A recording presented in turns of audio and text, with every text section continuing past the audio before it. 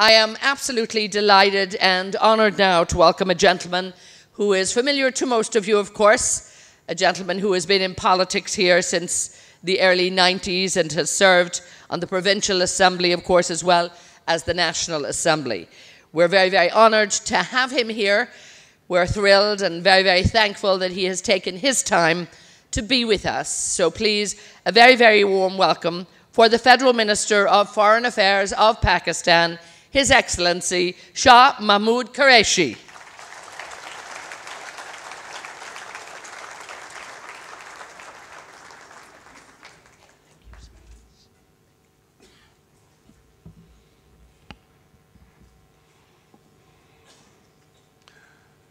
Bismillah ar-Rahman ar-Rahim. Asfar Hassan, Chief Executive, Natural Forum. Ali Akai, Chairman Martin Dow. Sayyid Zulfikar Bukhari, Ministers for Overseas Pakistanis and Human Development. Mr. Sajjad Karim, Member of the European Parliament. Distinguished guests, representatives of the overseas chambers, ladies and gentlemen, I welcome you all to Islamabad, but I particularly welcome those 60 delegates who've come from 25 different countries at a time which is challenging. Thank you for being here. Thank you for supporting us.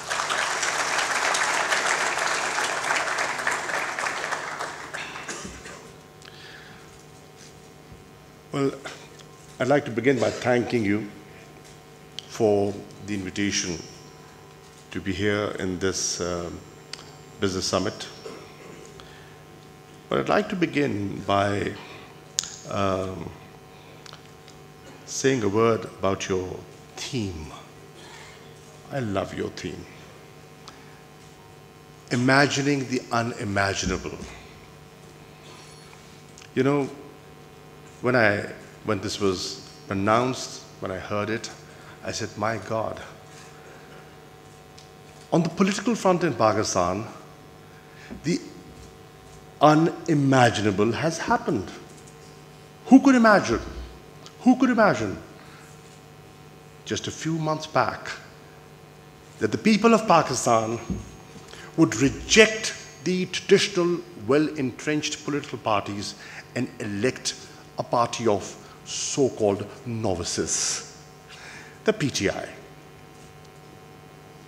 This, ladies and gentlemen, is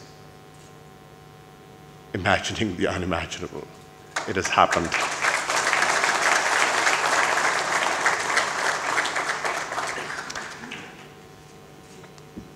Sajjad Karim, in his talk, very rightfully said that, you know, in this global technical world of revolution, you know, when the center of gravity is shifting from the west to the east, you can either facilitate change or you can resist change. Well, Sajjad, the people of Pakistan have facilitated change by voting in the Pakistan Tehreek-e-Insaf. This is a party that has been advocating change. And change, inshallah, the people of Pakistan will see at the end of our term.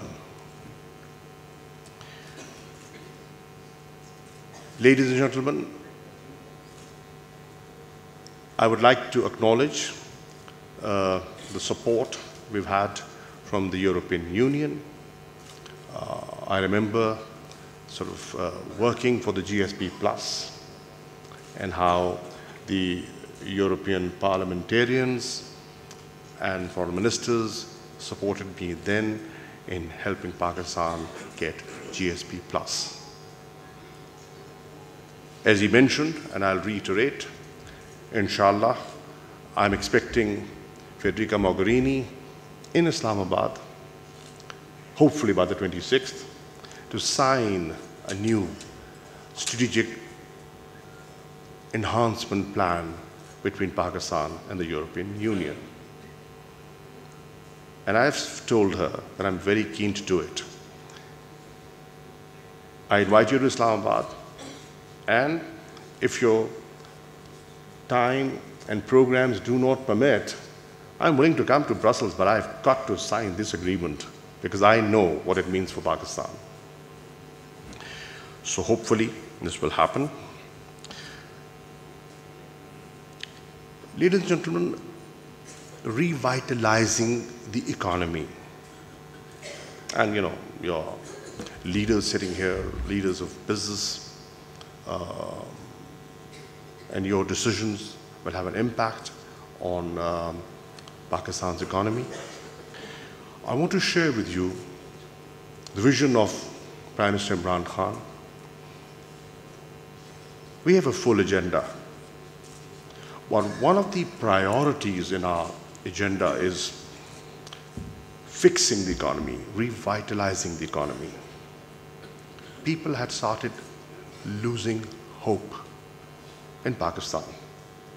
And two very clear indicators of that was flight of capital and the brain drain that we saw. Educated, well-off Pakistanis were not feeling secure in Pakistan. And somehow we have to reverse that. Pakistanis have to feel confident about Pakistan. They have to be hopeful about their future. Then only will they invest in Pakistan and live in Pakistan.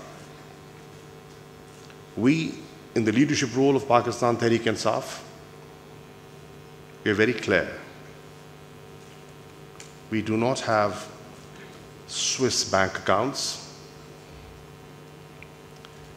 We do not plan to have a Canadian passport along with our Pakistani passport. And we are not planning sort of new flats in the West End of London. We belong here, we live here, and we will serve the people of Pakistan as long as they put us in a position to serve them. To do that, we have to address the economic issues Pakistan is facing. We were elected. We were elected on a people-centric agenda. The people of Pakistan were sick and tired of what they were seeing and what they had. The same rut over and over again. The mismanagement, the corruption, the inefficiency, and they wanted change. And that is what they did when they stamped us into office in 2018.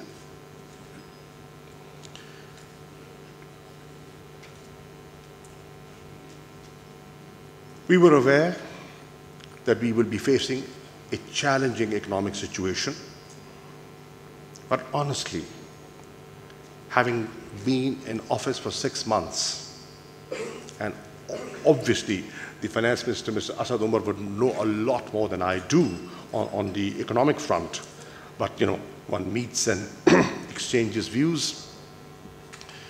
We were aware of the economic challenges, but we had no idea that the rot and the decay and the deterioration of institutions had gone that far. Just to give you a brief overview of what we inherited. On the 20th of August, when Prime Minister Imran Khan was sworn in, and his cabinet was sworn in, what was the economic the macroeconomic picture of Pakistan. 6.6% fiscal deficit, 6.6% of GDP, fiscal deficit, and rising. The debt burden in the last 10 years of two governments, of the Pakistan People's Party and the PMLN, the debt burden had increased from rupees 6 trillion to rupees 30 trillion. Agriculture sector, which is the backbone of our economy, the largest employer still, stagnant. And historically, economists have shown that when we perform better in the agriculture sector, the economy takes off. It has a direct impact on our growth. Every additional million bales of cotton means 1% GDP growth of the economy. You know, just the rule of thumb. And that sector, stagnant. No investments taking place. Foreign direct investment consistently declining. Unemployment on the rise. And what to talk about, the hidden underemployment.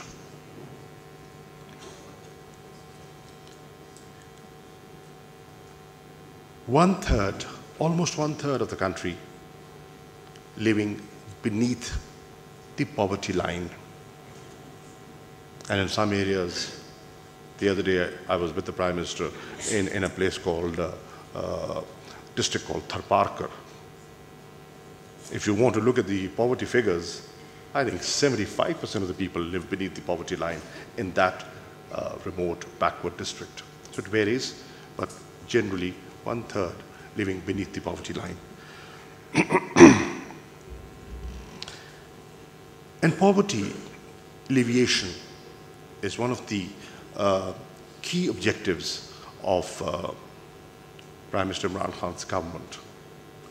You've often heard him talk about the modern-day miracle of China, in which in the last 3 decades, something like 80 million people were lifted out of poverty. That's some achievement. And I was with him when he was meeting President Xi Jinping, and he said, this is what I admire of, of your nation and your leadership, how you've done it in the last 3 decades. 80 million people out of poverty. So, in short, all the macroeconomic indicators pointing in the wrong direction. This is the Pakistan that we assumed responsibility of on the 20th of August last year.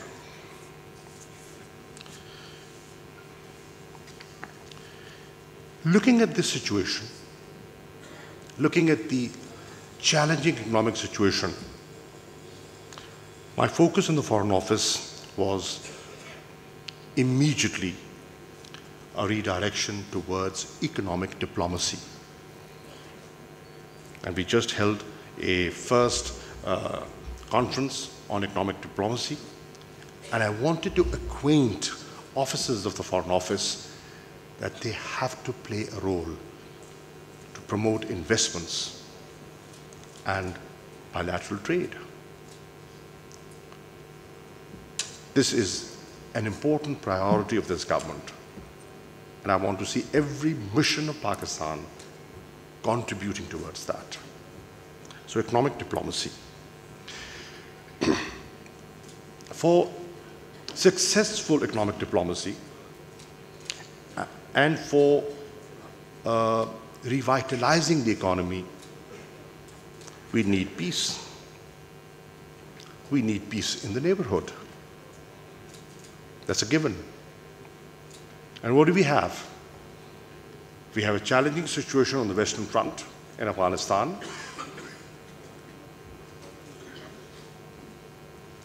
And we have a situation brewing on the Eastern Front. And you saw in the last few days what happened post-Pulwama.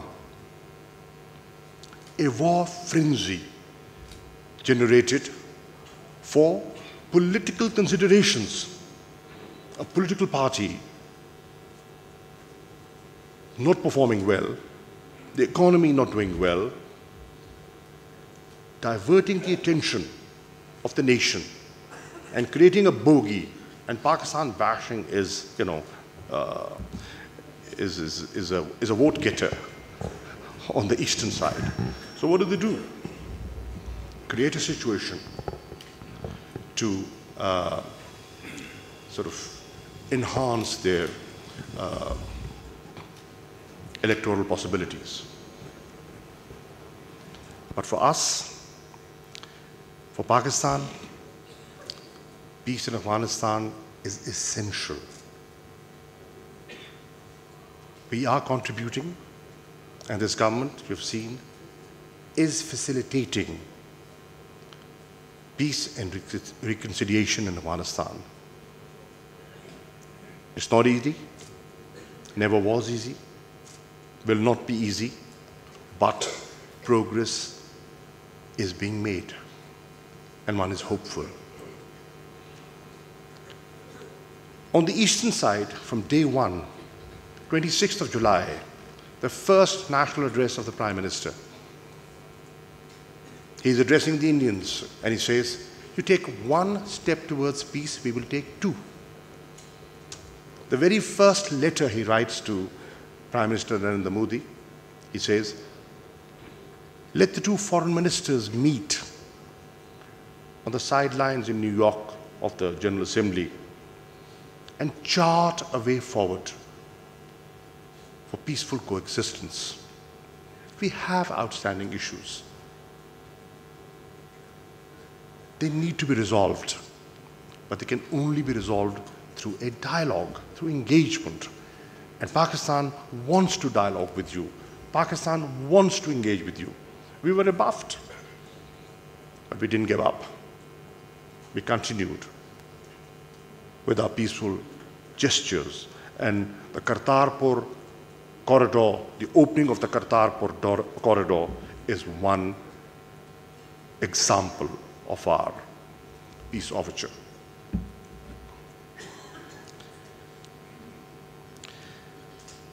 With Iran,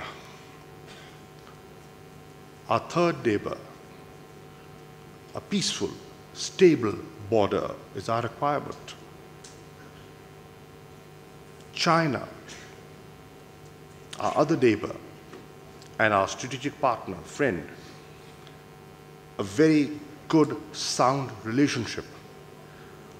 But how to convert that relationship into an economic partnership is what we are looking at. And it is happening. It is happening because we are focusing, our priorities are different. The priorities of this government have been very clearly spelled out when we negotiated phase 2 of CPAC.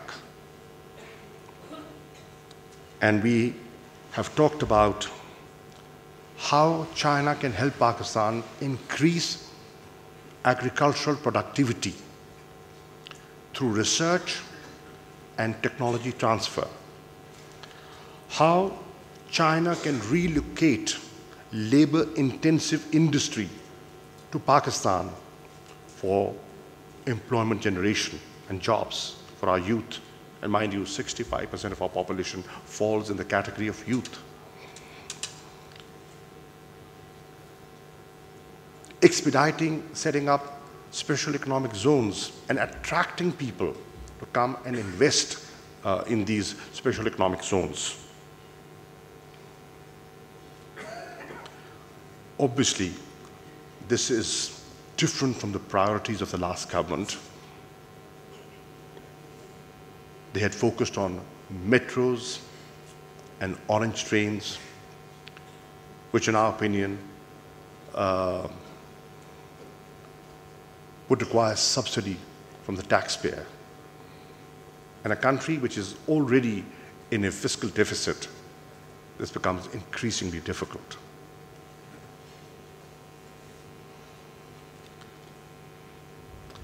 Pakistan, in my opinion, can take advantage of its geostrategic location for its economic uplift.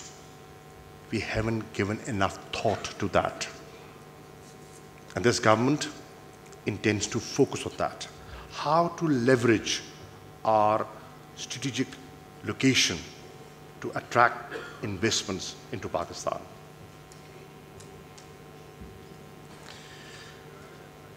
The Prime Minister has been focusing on attracting investments, and you've seen just a few weeks back the Crown Prince of Saudi Arabia visiting Pakistan, visiting Islamabad, and signing MOUs worth $20 billion of investment in Pakistan.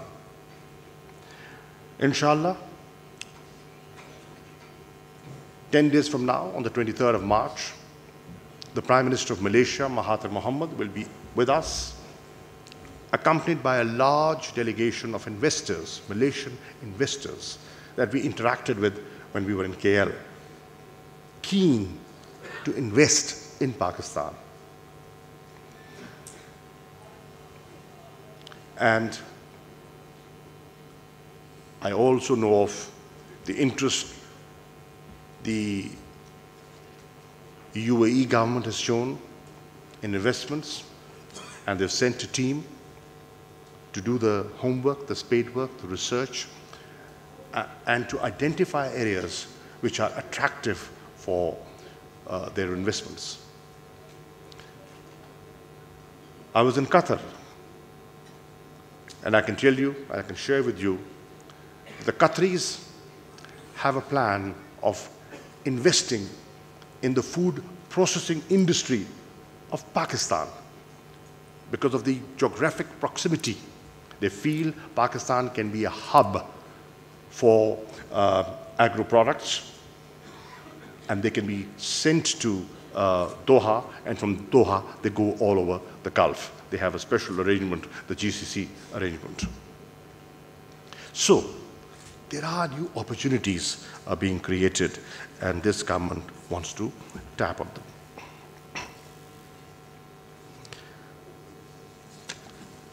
People mentioned visas. Liberalizing the visa regime is a very clear indicator of how this government thinks and what is our mindset. We had a phobia. You know, every foreigner was seen with suspicion. And we want to overcome that. We want to open up this country. Let people come. Let people come and see for themselves what Pakistan is all about. And that will change the image of Pakistan. Unfortunately, our international image is not what it ought to be. How do we do that? Do you think just a few missions abroad can do it? No. It has to be done through a different way, by letting people in, mingling with people. You know, they have notions about, you know, how we treat our women. Come and see how dynamic our women are, how progressive they are, what kind of, in different walks of life they are performing, and what results they're getting. They're outdoing the men of Pakistan, the boys of Pakistan. For that, we have to let people in. And this government has taken a very bold decision, and we are facilitating, we will be providing e-visa facility to 175 countries with timelines. If you have an objection, object within this period. And if there's no objection, the request is granted. You don't have to wait for weeks and months to get a visa. We've identified 50 countries, You arrive, you land in Islamabad, and on arrival, a visa will be stamped. What will that lead to? Besides improving the image of Pakistan, it will lead to more tourism.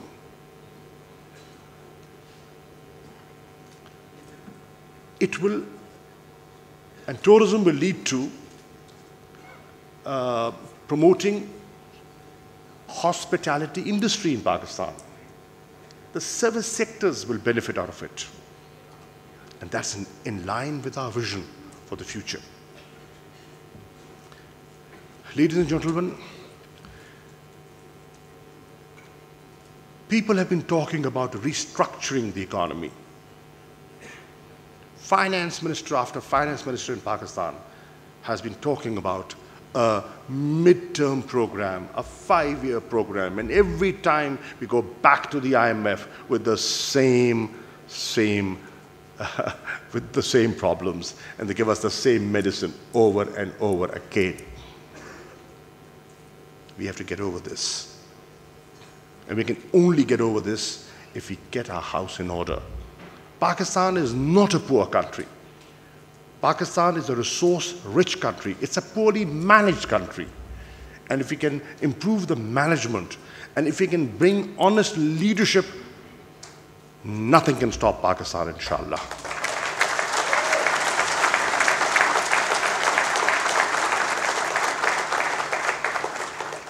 But if we want to do that, we will have to take a fresh look at our public sector enterprises and see the level of hemorrhage they're causing to our economy. We will have to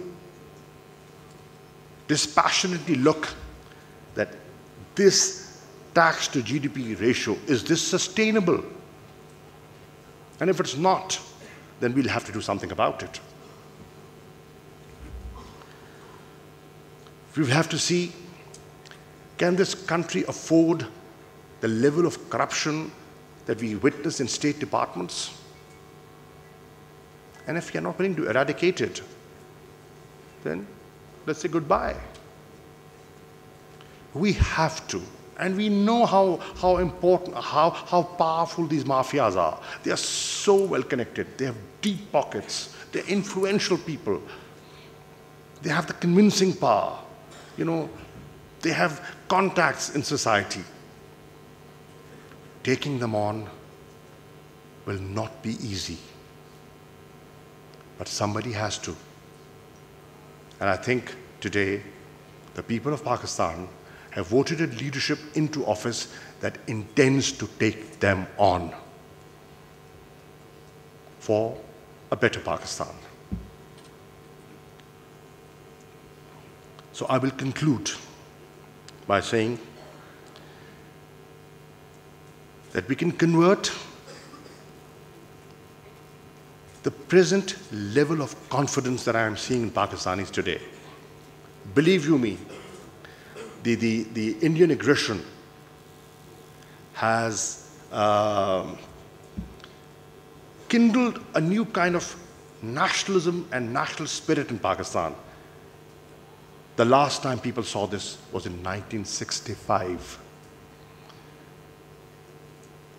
And that hope and that rise of nationalism I can see in Pakistan. So let's convert this spirit. Let's harness this spirit for building a new Pakistan, what we in the PTI called a Naya Pakistan, a prosperous Pakistan. Thank you.